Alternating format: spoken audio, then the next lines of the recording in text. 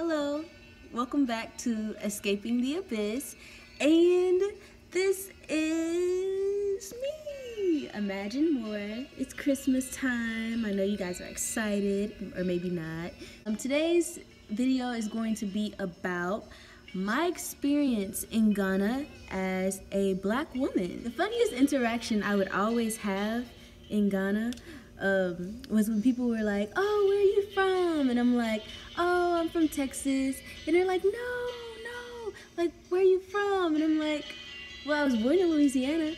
And they're like, "No, like, from the continent. Where are you from?" And I'm like, I don't know where I'm from.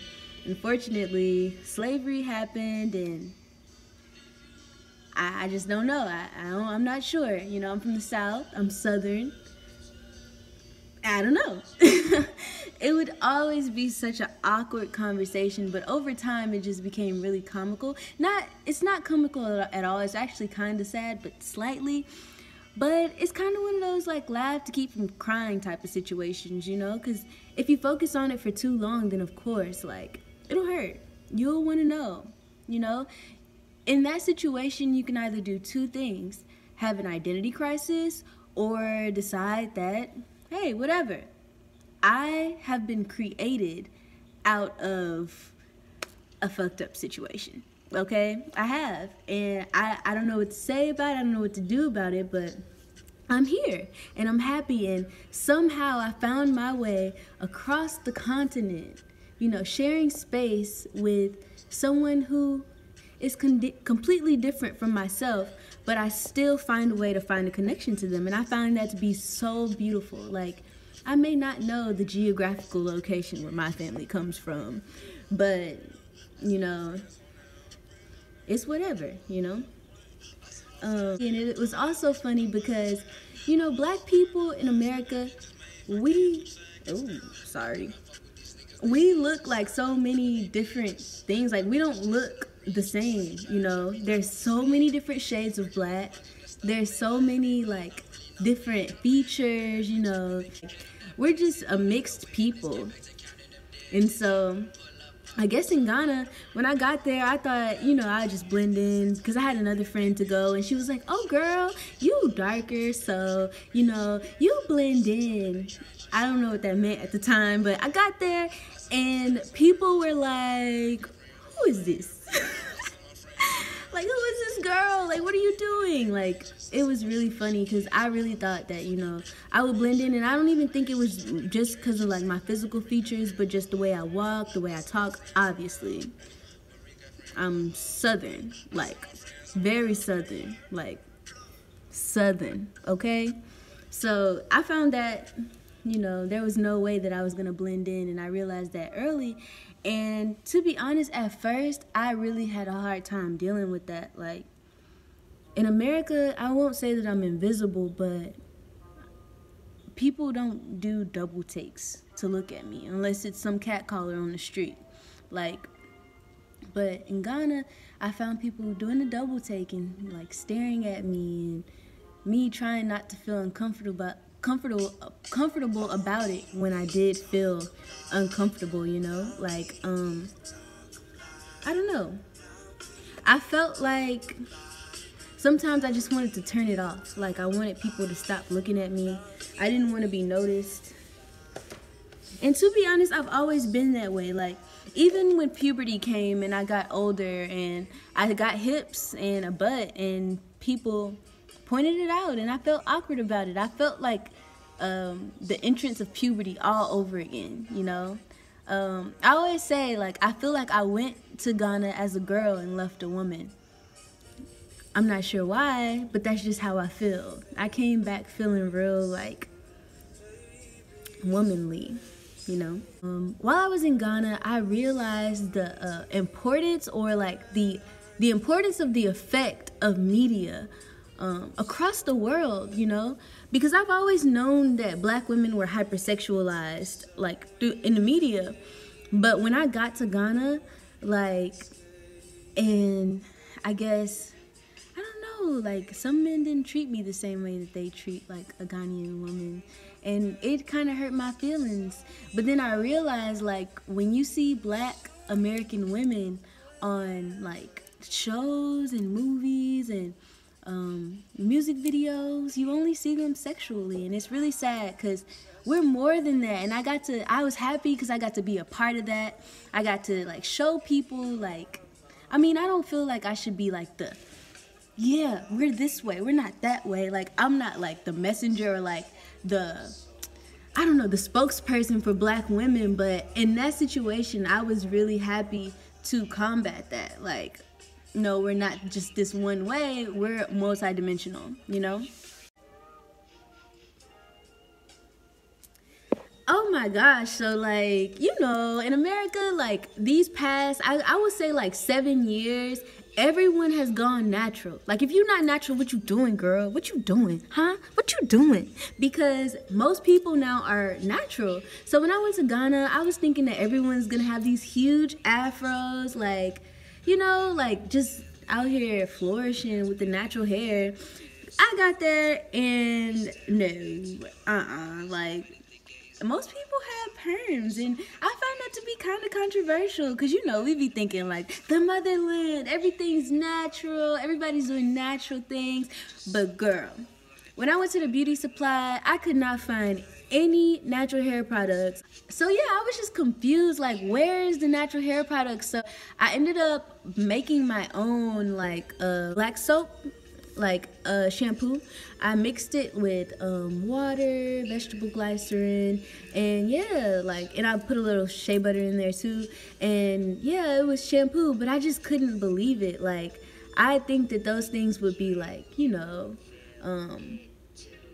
easy to obtain.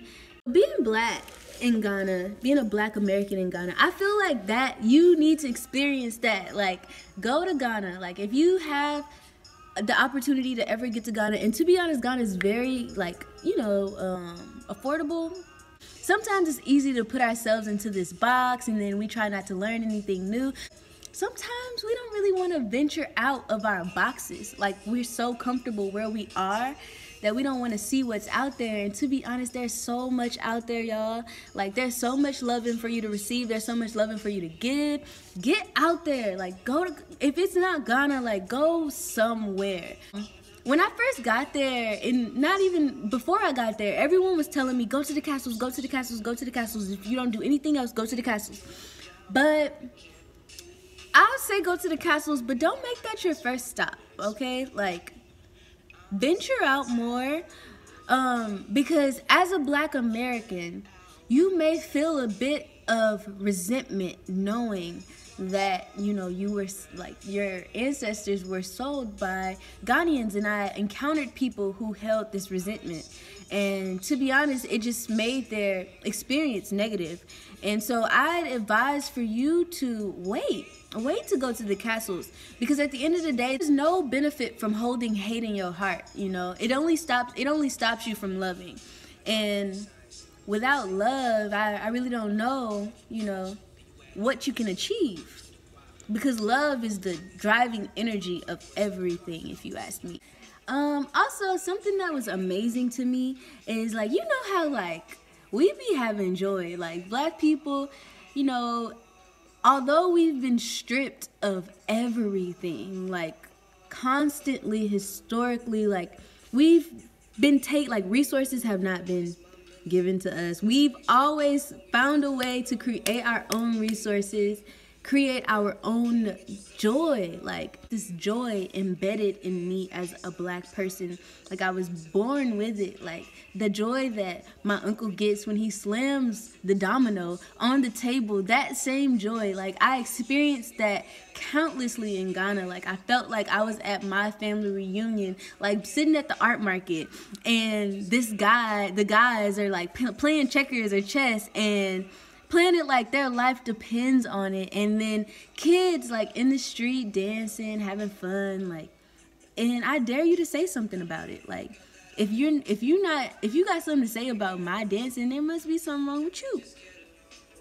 And I just thought that was so cool. It just seemed like, although there is still oppression, like, in Ghana, people are making the best out of it. Like, there was something about it that just made me even happier, because sometimes in America, like, we spend so much time begging, you know, never any time for us to heal.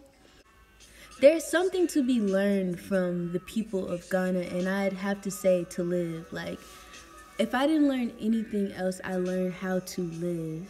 Being in Ghana even made me, like, rewind the time, you know, like, why is it that we're this way in media? Like, it made me really think about it, and it put things in a different perspective. I don't think I put my finger on it until I went to Cape Coast Castle, and I was in the room where the chamber where they held the women slaves, and I was really just trying to wrap my mind around the fact that the women were in a room without any, like, feminine products or anything, like bleeding out, feces up to, like, their legs, like having babies, and they would take them out of the chambers, you know, to rape them and have sex with them, and the women were really literally used for sex. And I don't know, like, I felt the connection. Like, I felt like I was there. I felt like I was one of them, and it really touched me. Like, I can't really, like, even think of another experience that felt like that one. Like, I don't know, like, it made sense to me all of a sudden why we have taken on this role of the sexual being, when there's so much more to us. Historically, that's what's happened, you know, people robbing us of our sexuality, and it's not fair. Like, it's not fair at all.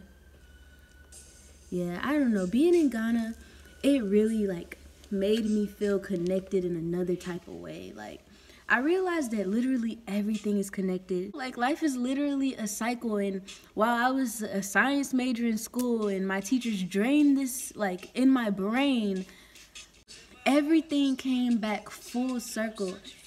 Another thing I found to be very interesting is the fact that I don't belong to any group. Like, I'm not, you know, super hotepi. I'm not, like, too hippie. I'm not, you know, I'm not too anything. So I thought it was pretty cool that, you know, in Ghana, I got to experience, like, every group. You know, I got to experience the hoteps, I got to experience the hippies, the artists, I got to experience the horticulturalists. Like, every part of Ghana was cool.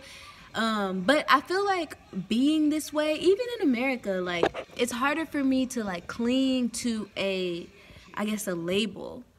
And I didn't realize that until I got to Ghana. I mean, I guess it's a cool realization, because I feel like I get to learn more from more people, and I don't let, like, my interest or my label or whatever get in the way with me learning more about whatever I need to learn about, and getting a lesson from each type of person. Like, I feel like it's really cool, like, being this way, because no matter what, there's a lesson to be learned. But anyways, thanks for watching. I hope that this was beneficial of some sort. I don't think I really dived deep, but I feel like I'm gonna do a whole Ghana video series, so over time I feel like, you know, you'll get what you need if you didn't get what you need from this video. And to be honest, if you don't get what you need from me, you'll get it from somebody or yourself. Actually, yeah, get what you need from yourself. But anyways, thanks for watching Escaping the Abyss. My Instagram is Imagine the Leo, and thank you.